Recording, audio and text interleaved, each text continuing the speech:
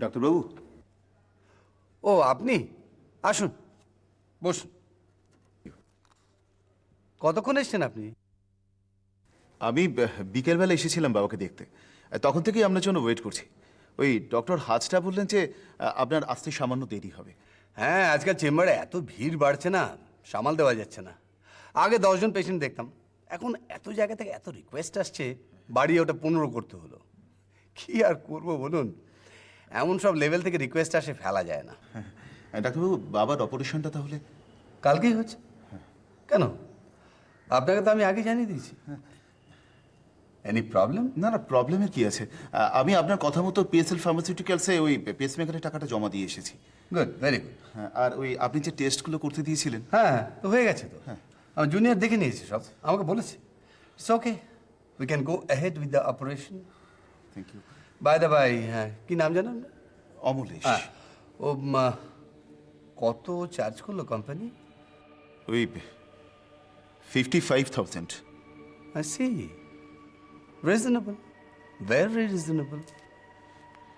হ্যাঁ, কিন্তু আমার এক বন্ধু বলছিল যে স্টিভেন্স কোম্পানি নাকি পেসমেকার বসাতে অনেক কম খরচ নেয়। মানে ওই 40 to 45,000 আর কি। Stevens company? না না, ওসব আজে বাজে কোম্পানির প্রোডাক্ট আমি অ্যাপ্রুভ করি না। কিন্তু ওরা তো এখন খুব ভালো প্রোডাক্ট দিচ্ছে। ইনফ্যাক্ট ডাইরেক্টলি আমেরিকা থেকে ইম্পোর্ট করে আনছে। So what? শুনুন, আমি পিএসএল ফার্মাসিউটিক্যালস ছাড়া অন্য কোনো কোম্পানির প্রোডাক্ট অ্যাপ্রুভ করি না। না, আপনারা যদি চান তাহলে অন্য কোম্পানির প্রোডাক্ট কিনতে পারেন, সেক্ষেত্রে তাহলে আপনারা অন্য ডাক্তারের কাছে যান। ডাক্তার, প্লিজ প্লিজ, আপনি কিছু মনে করবেন না। দেখুন দেখুন, আমি শুনেছিলাম বলেই আপনাকে বললাম আর কি। এখন আপনি আমাকে বুঝিয়ে দিলেন, আমার কাছে সমস্তটা ক্লিয়ার হয়ে গেল। বলছিলাম যে কালকে কি কি লাগবে যদি আপনি কাইন্ডলি একটু বলে দেন আর কি। কালকে? হ্যাঁ, মানে ওই অপারেশনের জন্য। নাথিং নাথিং, আসল জিনিসটাই তো হয়ে গেছে, পেসমেকার। ওরা কালকে সকালে হসপিটালে সাপ্লাই করে দেবে, ব্যাস। কিন্তু ওষুধপত্র কিছু লাগবে না? লাগবে, অফকোর্স লাগবে। তো সে নিয়ে আপনার অত ভাবনা চিন্তা করতে হবে না, যা লাগবে আমি ব্যবস্থা করে নেবো। আপনি মানে হসপিটাল থেকে সাপ্লাই করা হবে? হসপিটাল মানে ওই পিএসএল ফার্মাসিউটিক্যালসের লোকজন সব ওই ওষুধপত্র পেসমেকারের সঙ্গে পাঠিয়ে দেবে, আপনাকে দৌড়ঝাঁপ করতে হবে না। আপনি শুধু ওদের বিলটা পে করে দেবেন। Is that clear? ও, তাহলে যান, আপনি চিন্তা করবেন না, নিশ্চিন্তে বাড়ি চলে যান। ঠিক আছে ডাক্তারবাবু, আমি তাহলে আজকে উঠি। আচ্ছা, কালকে কখন আসতে হবে, মানে বাবার অপারেশনটা? Sharp at 10। ঠিক আছে, আমি তাহলে 9টার মধ্যেই চলে আসবো। আসি ডাক্তারবাবু, নমস্কার।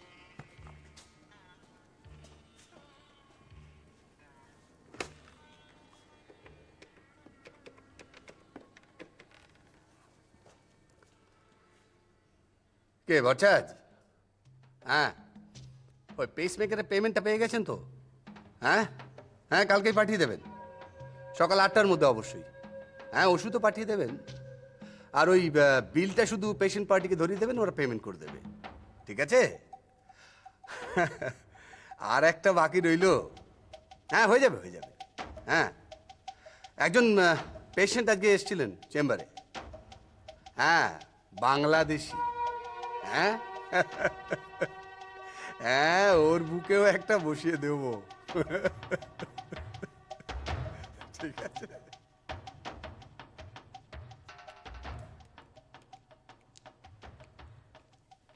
কি করছেন ম্যাডাম?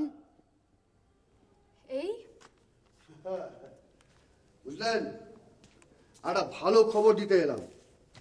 একটা লাহেরি একটা মুরগি ফিট করেছেন, বাকি রইল আরেকটা। মুরগি ফিট করেছেন? হ্যাঁ। ও সরি সরি, আপনি তো আমাদের কোড ল্যাঙ্গুয়েজ এখনো রপ্ত করতে পারলেন না। Code language? হ্যাঁ, কোড ল্যাঙ্গুয়েজ। যাকে বাদ দিন, যে কথা বলতে এসেছি, ডাক্তার লাহিরি আরেকটা পেসমেকার ফাইনালাইজ করে ফেলেছেন। বাকি রয়েছে আরেকটা, সেটা হয়তো এ মাসের মধ্যেই উনি করে ফেলবেন। ও, পেশেন্টের নাম কি অবনীশ কুণ্ডু? হ্যাঁ, কেন পার্টি কি আপনার সঙ্গে যোগাযোগ করেছে? কালকে এসে ফুল পেমেন্ট করে দিয়ে গেছে। আচ্ছা, অপারেশনের আগের দিনে আপনি একটু ডেলিভারি করে দেবেন, আর আমি ওয়্যারটাও একটু টেস্ট করে রাখতে বলেছি। জয় গুরু জয় গুরু, শেষ পর্যন্ত মাছটা ডাঙায় তোলা গেছে।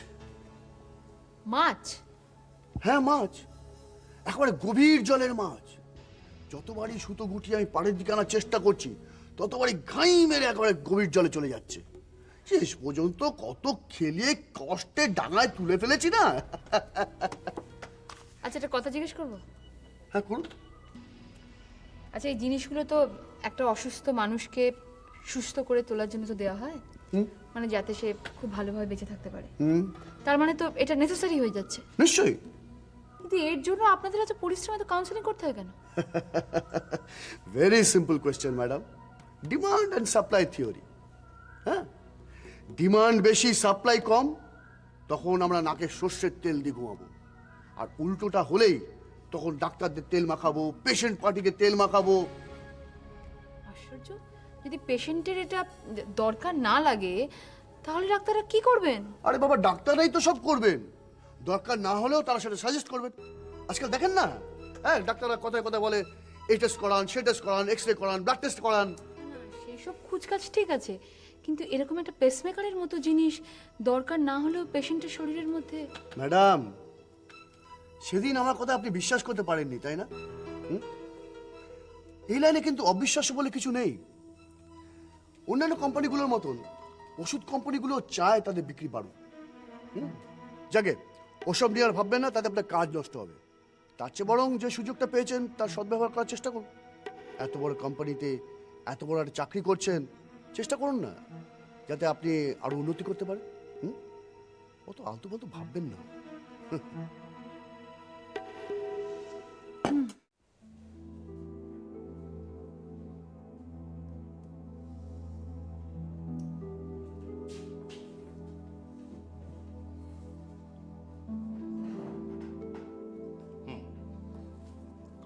কি ব্যাপার, কি দরকার আপনার? মানে আমি একটা এফআইআর করে গিয়েছিলাম, সেই ব্যাপারে কথা বলতে। এক সেকেন্ড। ইসমাইল, ইসমাইল, বাজার করে রেখে এসছিস বাড়িতে? হ্যাঁ স্যার। ওই বড় থেকে একটা ভেটকে এনেছিস তো বাচ্চুর দোকান থেকে? স্যার ভেটকি ছিল না ওর কাছে, তাই পোনা দিয়েছে। কি ভেটকির বদলে পোনা? হারামজাদাকে কালকে বারবার বলে এলাম ভেটকি এনে রাখতে, এই জন্যই শুয়োরের বাচ্চাদের রুল দিয়ে গুঁতো ইচ্ছে করে। ঠিক আছে, যা। হ্যাঁ, এফআইআর করেছিলেন, তারপর? তারপর কি সেটাই তো আমি জানতে এসেছি। জানতে এসছেন? আসার তো কোনো দরকার ছিল না। যদি জানার কিছু থাকতো আমরাই আপনাকে জানিয়ে দিতাম। আচ্ছা, কোন কেসটা বলুন তো? ওই বউ অন্য লোকের সঙ্গে ভেগে গেছে সেটা তো? না, গণেশ মান্না বলে একটি বাচ্চা ছেলে, তাকে কিডন্যাপ করা হয়েছিল, তার শরীর থেকে একটা কিডনি কেটে ফেলা হয়েছে। আমি এফআইআরটা করার সময় একটা ডক্টর সার্টিফিকেটও জমা দিয়েছি সঙ্গে। আপনি কে? আমার নাম রঞ্জন ঘোষ। আপনি ছেলেটার কে? কে বলতে আমি ওই গণেশ মান্নার গার্জেনের মতো। মতো? গার্জেন নন? আচ্ছা, এখন ছেলেটার এত খোঁজ করছেন, অথচ ছেলেটাকে আপনারা অনাথ আশ্রমে চালান করেছিলেন কেন?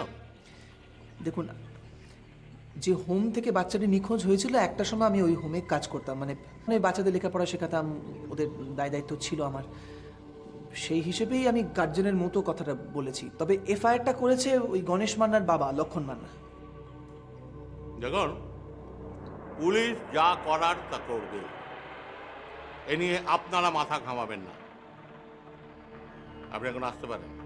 শুনুন শুনুন, মানে এফআইআরটা যখন আমি করতে এসেছিলাম তখন মিস্টার তপাদার নাকি, মানে উনি বোধহয় ইন্সপেক্টর হবেন, উনি কিন্তু বলেছিলেন যে ব্যাপারটা নিয়ে খুব তাড়াতাড়ি উনি মুভ করবেন, দেখবেন তাড়াতাড়ি কি করা যায়। দেখুন, আমি হচ্ছি এই থানার ওসি, আমার কথাই শেষ কথা। আপনি নিশ্চয়ই একজন ইন্সপেক্টরের কথাকে আমার কথার থেকে বেশি মূল্যবান ভাবেন না। আপনি এখন আসতে পারেন।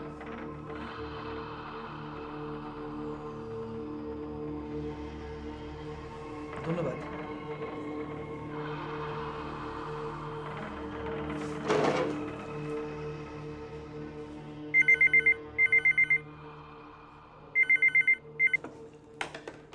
হ্যালো, ওসি জগদীশ মল্লিক বলছি। হ্যাঁ শুনুন, কিছুদিন আগে আপনার থানায় একটা ডায়েরি হয়েছে, একটি ছেলের শরীর থেকে কিডনি স্ন্যাচ করে নেওয়া হয়েছে। হ্যাঁ স্যার, ওটা নিয়ে কোনো এনকোয়ারি করেছেন? এনকোয়ারি, হ্যাঁ এনকোয়ারি আমরা করছি, কিন্তু স্যার মানে এটা কাদের কাজ সেটা ঠিক ধরা যাচ্ছে না স্যার। ধরা যাচ্ছে না কেন? না মানে মানে আমার মনে হয় যে এটা কোনো বড় আন্ডারওয়ার্ল্ড গ্যাংয়ের কাজ স্যার। কি করে বুঝলেন? লোকাল সোর্স লাগিয়েছিলেন নাকি? না স্যার, আমার মনে হয় স্যার যে ওই ছেলেটাকে ওই বাইরে টাইরে কোথাও পাঠিয়ে দেওয়া হয়েছিল স্যার। বাইরে? বি স্পেসিফিক, বাইরে কোথায়? না স্যার, মানে ওটা আমি এখনো ঠিক ধরতে পারিনি স্যার। তবে তবে নিশ্চয়ই ধরবো স্যার, নিশ্চয়ই আমি বের করবো স্যার। আচ্ছা, যার কিডনি কেটে নেওয়া হয়েছে সেই ছেলেটাকে কিংবা তার আত্মীয় স্বজনকে ডেকে কি জেরা করা হয়েছে? আসলে স্যার ছেলেটা তো এখন খুব অসুস্থ, মানে তার সঙ্গে কথা বলা যাচ্ছে না। সুস্থ হলে স্যার আমি নিজে গিয়ে তার সঙ্গে কথা বলে। শুনুন, অ্যাজ আর্লি অ্যাজ পসিবল আপনি ওদের ডেকে জেরা করে আমাকে পুরো রিপোর্টটা জানাবেন। ঠিক আছে স্যার।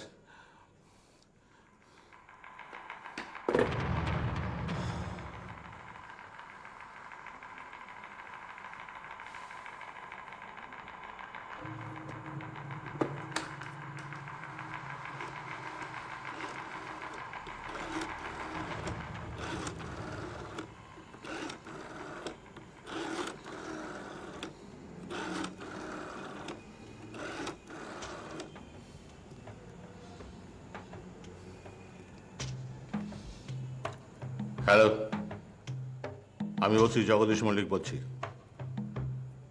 হ্যাঁ, কেস কিন্তু এখন ওপরতলা পর্যন্ত গড়িয়ে গেছে। হ্যাঁ, যা করা তাড়াতাড়ি করতে হবে। ছেলেটা সুস্থ হয়ে গেলে কিন্তু কেস আমার হাতের বাইরে চলে যাবে। হ্যাঁ হ্যাঁ হ্যাঁ হ্যাঁ, সেটা আপনি ভাবুন কি করবেন। ঠিক আছে, রাখছি। কি এ তো টেম্পারেচারটা এখনো রয়েছে তো? না রয়েছে, কিন্তু 100, বেশি নেই তো, কমেছে, তাই না? আচ্ছা শোন না, তুমি একটু বসবার কাছে, আমি তাহলে ডক্টর মুখার্জির সঙ্গে কথা বলে আসি। হ্যাঁ তুমি যাও না, আমি আছি তো। বসে গেলে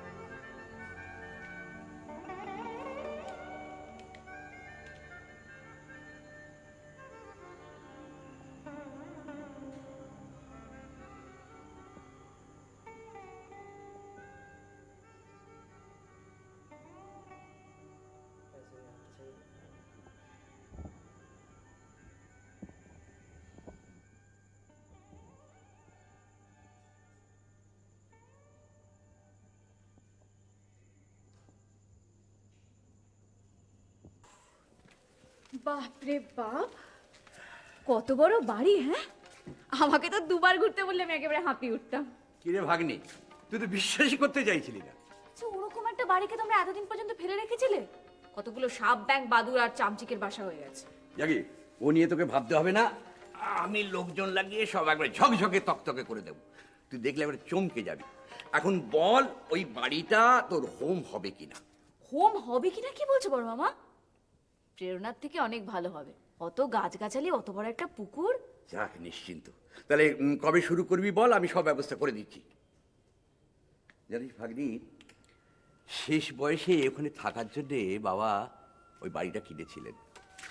বাবার এক বন্ধুর সম্পত্তি দায়ে পড়ে বিক্রি করে দিয়েছিল, কিন্তু বাবার আর কোনোদিন ওখানে থাকা হয়নি। বাবা যতদিন বেঁচে ছিলেন আমরা ওই ফাইনাল পরীক্ষার পর 5-6 দিন ওখানে গিয়ে কাটিয়ে আসতাম। আমি, তোর মা, ছোট, এই 5-6টা দিন যে কি আনন্দে আমাদের কাটতো না, কি বলবো তোকে। দাদু নেই তো কি হয়েছে, তোমরা তো মাঝে মাঝে বাড়ি থাকতে যেতে পারতে। না মানে হলো কি জানিস, বাবা মারা যাওয়ার পর সব কেমন ছত্রাখান হয়ে গেল। তোর মার বিয়ে হয়ে গেল, ছোটটা বিলেত চলে গেল, আর আমি অফিসের কাজে ব্যস্ত হয়ে রইলাম। কোনোদিন আর ওই বাড়ির কথা মনে পড়েনি। জানিস ভাগ্নি, আজ যখন ওকে দিয়ে খুঁজছিলাম আমার সব মনে পড়ে যাচ্ছিল। ঠিক আছে, ওই কচি কাচাদের সঙ্গে আমি একটা বুড়োকেও না হয় অ্যাডমিট করে নেবো। এই সত্যি রাখবি তো? রাখবো তো। ওই কচি কাচাদের মধ্যে আমার বড় মামাটা হবে একটা আস্ত ঋষি মানুষ। ভাগ্নি, কিন্তু একটা সমস্যা যে হবে। আবার কি সমস্যা? আমার তো এই বুড়ি ঋষিদের মতো এত বড় বড় দাড়ি নেই। যাকে ভাগ্নি, একটা দরকারি কথা মনে পড়ে গেল। বলো। তুই শোন, প্রেরণা থেকে যখন ওই ছেলে মেয়েগুলোকে নিয়ে আসবি, তখন তার বাবা মায়েদের একটা ওই সই করা অনুমতি তুই নিয়ে আসবি, তা নাহলে কিন্তু আইনের কাছে পড়ে যাব। হ্যাঁ, এই কথাটা তুমি ঠিকই বলেছো, কিন্তু অতজন ছেলে মেয়েদের গার্জেনরা কে কোথায় থাকেন, মানে কি জানো তো, অভিজিৎটাকে যদি জিজ্ঞেস করি তাহলে তো। ভাগ্নি, এই ব্যাপারে তুই একজনের সাহায্য নিতে পারিস। কার সাহায্যে কথা বলছো? বলবো? হ্যাঁ বলো। না, আমি বলছিলাম যে তুই রাগ করবি না তো? সে কি আশ্চর্য, রাগ করবো কেন? কেউ যদি আমাদের সাহায্য করতে পারেন, মানে সাহায্য করতে চান, তাহলে তো রাগের কোনো প্রশ্নই আসছে না বড় মামা। তাহলে আমি বলি কি, তুই কোনো রকম সংকোচ দ্বিধা না করে সোজা রঞ্জনের কাছে চলে যা।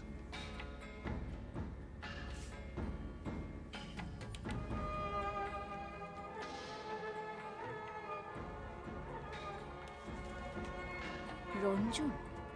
হ্যাঁ, এ ব্যাপারে একমাত্র রঞ্জনই তোকে সাহায্য করতে পারে।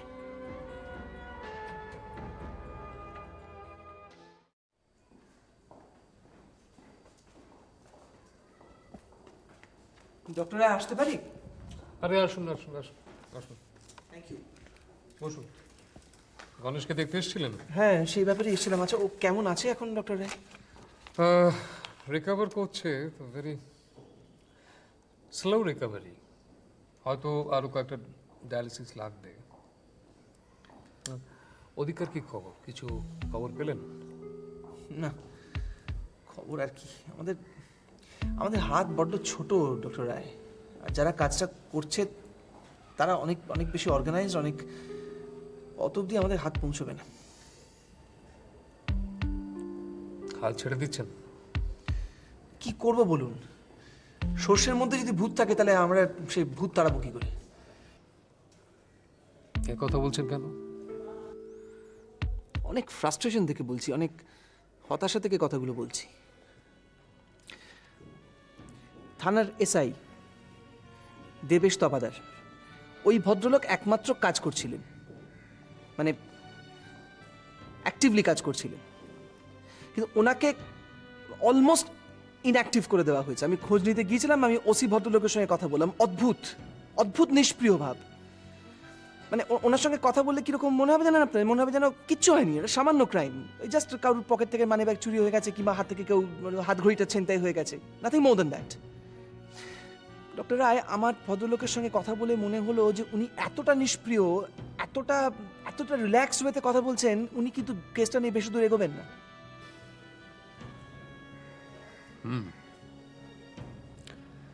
হ্যাঁ, ইন্সপেক্টর তপাদার আমার কাছে এসেছিলেন, উনি আমাকে বলেছেন সব কথা, মানে কতটা হেল্পলেস। তাহলে বলুন কি করব? মানে চোখের সামনে এত বড় একটা অন্যায় হয়ে যাবে, আমরা চুপ করে বসে বসে দেখবো আর কিছু করতে পারবো না? চারপাশে প্রতিদিন কত অন্যায় ঘটছে আমাদের, তার কটার প্রতিবাদ আমরা করতে পারি? হ্যাঁ, কিন্তু তাই বলে এত বড় একটা অপরাধ। জানি, কিন্তু একটা জিনিস আমাদের মনে রাখতে হবে যে অপরাধ যত বড়, ক্রাইমটা যতখানি সাংঘাতিক, চক্রটাও কিন্তু ততখানি সাংঘাতিক। আপনি বিচ্ছিন্নভাবে কিচ্ছু করতে পারবো না। কিন্তু পুলিশ, প্রশাসন, এর উত্তর তো আপনিই দিয়েছেন, সর্ষের মধ্যে ভূত। তবে হ্যাঁ, আমিও চেষ্টা করছি যাতে আমার হাতটা আরো বাড়ানো যায়। হ্যাঁ, ওদের মতো লম্বা কখনোই হবে না, সেটা আমি জানি। তো আপনি কি কোনো ইনফ্লুয়েন্সিয়াল মহল থেকে চাপ দিয়ে? চেষ্টা করছি। এর মধ্যে আমাকে ফোনে অনেকবার থ্রেট করেছে, বাড়িতে ফোন করে আমার স্ত্রীকে ভয় দেখিয়েছে। আর কিছু না করতে পারি, অন্তত এটুকু তো বোঝানো দরকার যে সব সময় এভাবে পার পাওয়া যায় না।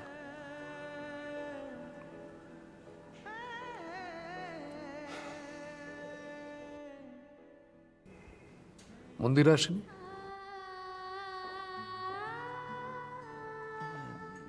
না না, বোধহয় আজকে তো মন্দিরা। না, আপনাদের দুজনকে আমার একটা কথা বলা খুব দরকার।